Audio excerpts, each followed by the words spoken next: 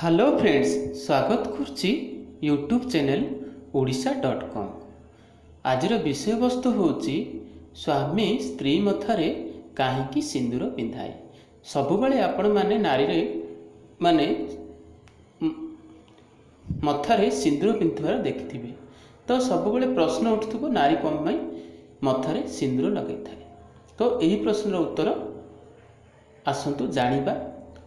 Video आरंभ करने पूर्व जदि मोर यही चैनल को सब्सक्राइब करना ताहले सब्सक्राइब कर दियंतु। स्वामी स्त्री मथारे सिंदूर काहींकी देइथाए। आम समाज रे विवाह को पूर्ण मर्यादा दि जाइछि। आ विवाह एक बड़ कार्य भी अटे। हिंदू शास्त्र प्रथा अनुसार हिंदू नारी मानकर थरे मात्र विवाह हुए। पुरुष शासित समाज रे नारी मानक प्रति मोह सबुदिने थिला एवं रहिछि मध्य। केउनसी पुरुष केउनसी विवाहिता नारी को देखि सहजरे बुझी पारे जे से विवाहिता। सेथिपई विवाहिता नारी मानक प्रतीक हिसाब रे कपाल रे सिंदूर लगाइबार रीति प्रचलित होई आसुअछि।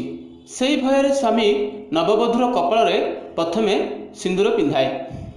फ्रेंड्स, वीडियोटी जदि तो देखिले वीडियोटी जदि भल लगुची ताहले गोटे लाइक करंतु।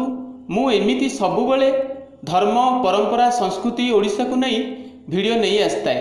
मो चैनल यूट्यूब चैनल ओडिशा.com को जदि एपर्यंत सब्सक्राइब करना ताहले सब्सक्राइब कर दियंतु। फल मु जो सब वीडियो अपलोड करी तार नोटिफिकेशन आपण तुरंत पाइजिबे। आउ भल भल वीडियो मध्य देखिबार सुजोग पाइबे। मु आगु को एभली सब नुआ नुआ वीडियो नहीं आसीबी। रहुची। जय जगन्नाथ।